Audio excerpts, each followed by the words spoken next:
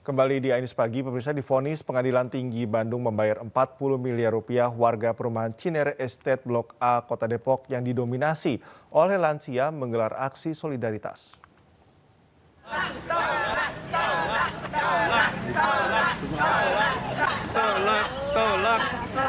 Tolak. Sambil jalan. Warga perumahan Cinere Estate Depok, Jawa Barat menggelar unjuk rasa sebagai bentuk protes terhadap putusan Pengadilan Tinggi Bandung.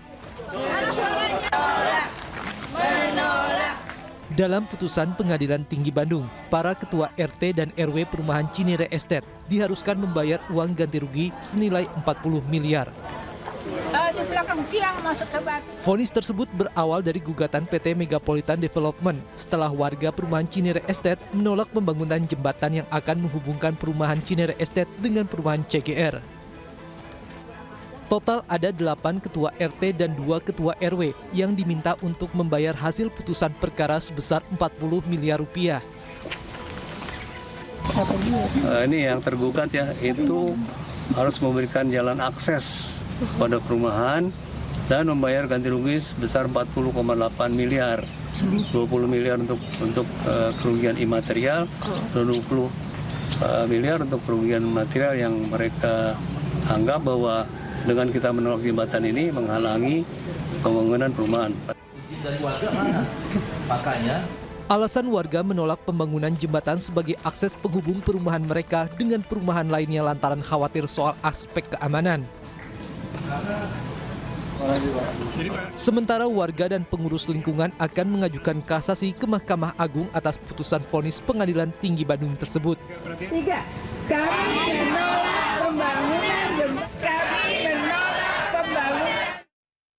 Imbas pelarangan penjualan di tingkat warung pengecer, kelangkaan gas LPG 3 kg terjadi di sejumlah wilayah di Kabupaten Tangerang. Warga bahkan rela antre demi mendapatkan gas LPG.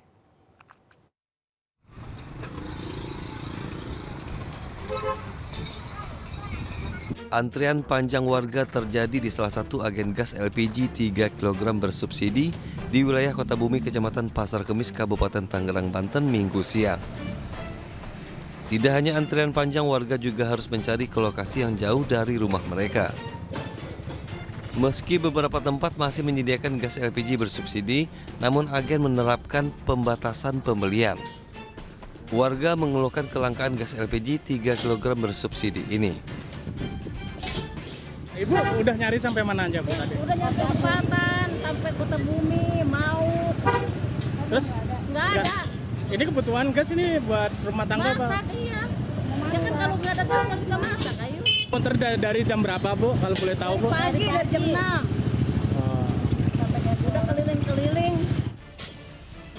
Warga pun berharap pemerintah pusat maupun daerah untuk segera mengambil tindakan kelangkaan gas LPG tersebut. Dari Kabupaten Tangerang, Banten, Aimarani Ainis melaporkan. Pemerintah melalui Kementerian SDM menetapkan pembelian LPG 3 kg dilayani di pangkalan resmi Pertamina mulai 1 Februari 2025. Korporat Sekretari Pertamina Patraniaga Happy Wulansari mengatakan bahwa pembelian di pangkalan resmi akan lebih murah dibandingkan pengecer. Sehubungan dengan kebijakan pemerintah melalui Kementerian SDM bahwa per 1 Februari 2025 LPG 3 kg sepenuhnya hanya dilayani di pangkalan resmi LPG 3 kg Pertamina dan tidak lagi di pengecer. Pertamina Patraniaga melakukan gerak cepat dengan menyediakan akses link bagi masyarakat agar bisa mudah untuk mengetahui titik pangkalan terdekat di wilayah masing-masing. Adapun linknya bisa dicek di link berikut ini dan tentunya kebijakan pemerintah tersebut sangat menguntungkan masyarakat karena harga untuk LPG 3 kg di pangkalan ini tentu sesuai dengan HET yang ditetapkan oleh Pemda masing-masing dan tentunya lebih rendah daripada. Pemirsa, buntut dari dugaan pemerasan terhadap puluhan warga negara asing asal Cina, sejumlah pejabat imigrasi Bandara Soekarno-Hatta dinonaktifkan oleh Kementerian Imigrasi dan Permasyarakatan.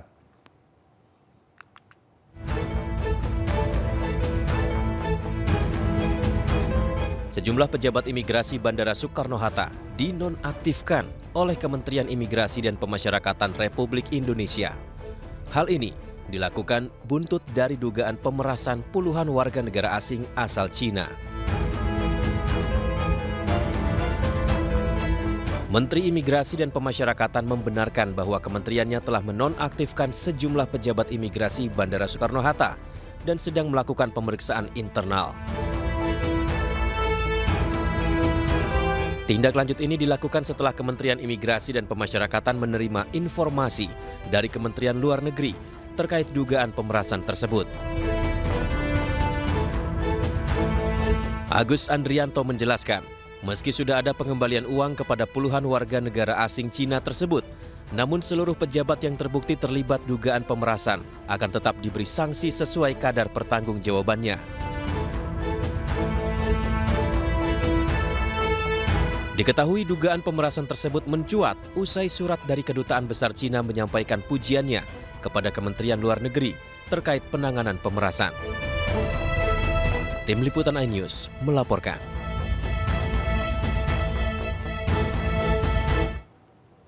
Seorang pemuda di Makassar nyaris diamuk warga setelah terungkap melecehkan sejumlah bocah di dalam masjid. Korban diduga berjumlah 5 anak di bawah umur.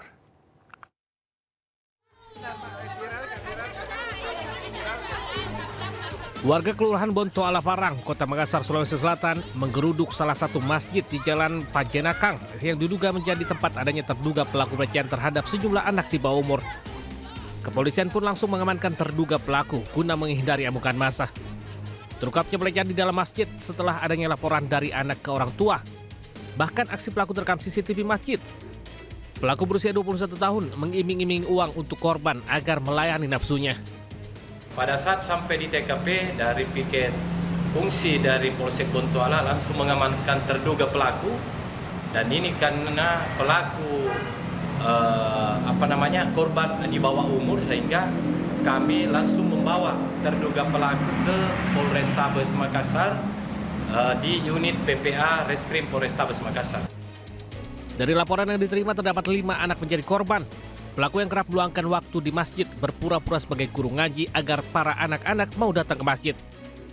Yang ini sepertinya memang kalau dari pengakuan orang tua dan anak-anak korban itu ada yang 2 bulan lalu disentuh, ada yang 3 hari yang lalu disentuh, yaitu ini sudah berulang-ulang, dan pelakunya itu melakukannya di dalam masjid yang harusnya menjadi tempat teraman bagi anak-anak kita. Ini bukan salah satu dari pengurus masjid.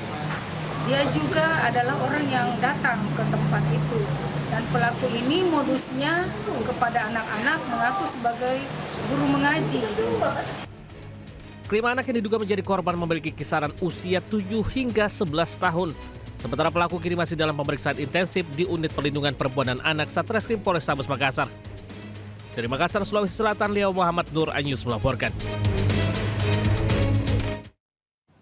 Pemerintah Indonesia meningkatkan upaya perlindungan anak di ruang digital.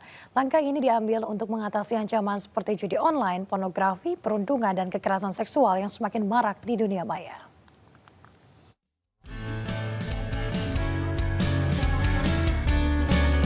Pemerintah Indonesia terus meningkatkan upaya perlindungan anak di ruang digital.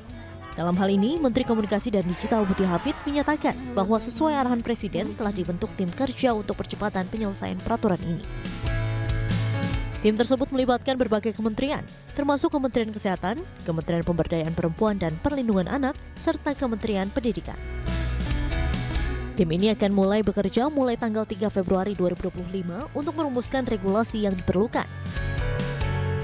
Berdasarkan data terkini, Indonesia menempati posisi keempat terbesar di dunia untuk kasus pornografi anak di ruang digital. Selain itu, aduan terbanyak yang diterima oleh Komdigi meliputi judi online, perundungan, dan kekerasan seksual terhadap anak di internet. Ya, ini kan sesuai arahan Presiden untuk memperkuat perlindungan anak di ranah digital dan menindaklanjuti hal tersebut. Kami telah mengeluarkan SK tim kerja untuk percepatan penyelesaian peraturan ini. Dan ini melibatkan berbagai kementerian, makanya kami terima kasih sekali Pak Menkes, Ibu Men PPPA dan juga Mendikdasmen mengirimkan eselon 1, eselon 2-nya juga untuk ikut dalam tim kerja ini yang akan bekerja mulai esok.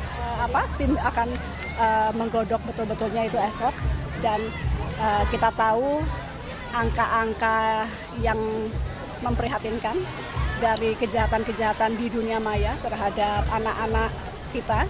Di antaranya untuk pornografi anak itu Indonesia keempat terbesar di dunia.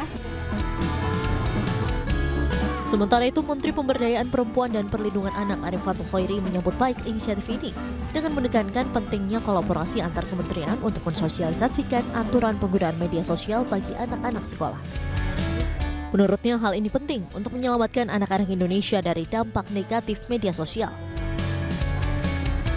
Kami sangat menyambut baik apa yang diinisiasi oleh Komdigi, karena sesungguhnya dari laporan-laporan dan kasus-kasus yang kami dalami, sebagian besar penyebabnya kami analisa ada dua, pola asuh dan karena pengaruh media sosial yang tidak bijak yang digunakan oleh anak-anak gitu.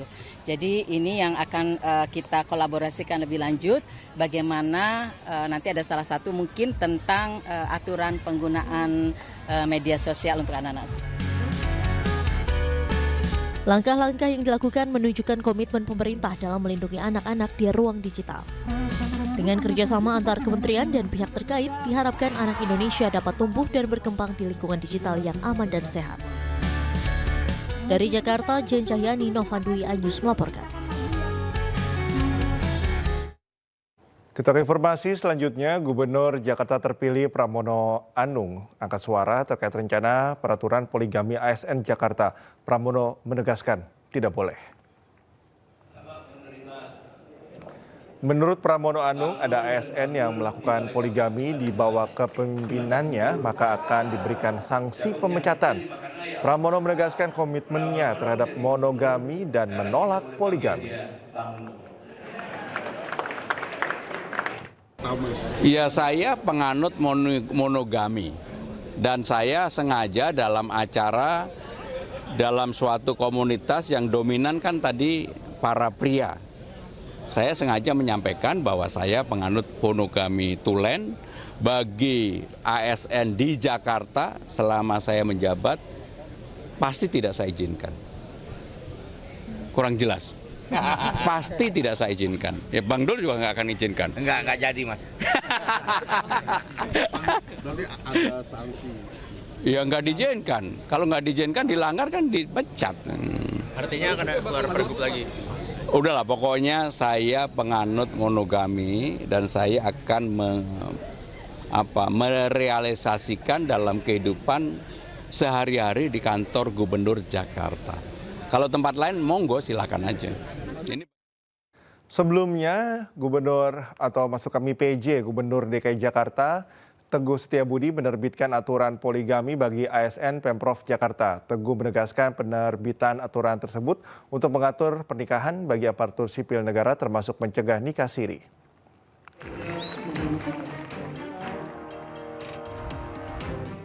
Penjabat Gubernur DKI Jakarta, Teguh Setiabudi menegaskan aturan terkait poligami yang diterbitkan Pemprov DKI Jakarta bertujuan melindungi keluarga aparatur sipil negara.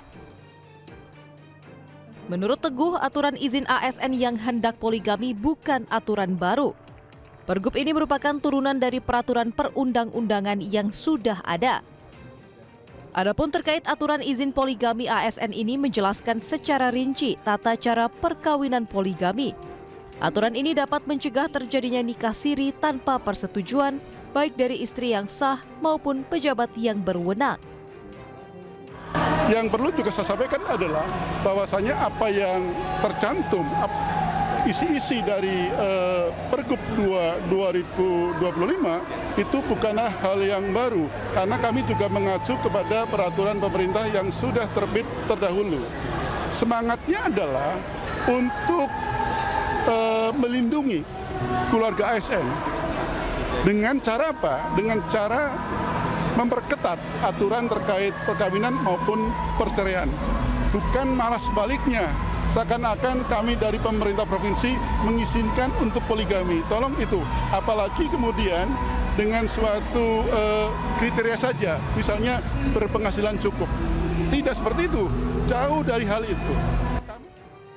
Teguh juga menegaskan apabila didapati ASN melakukan poligami dengan mengabaikan aturan yang ditetapkan, maka dikenakan sanksi. Dari Jakarta, Hadisti Arifah, Novandwi, iNews melaporkan.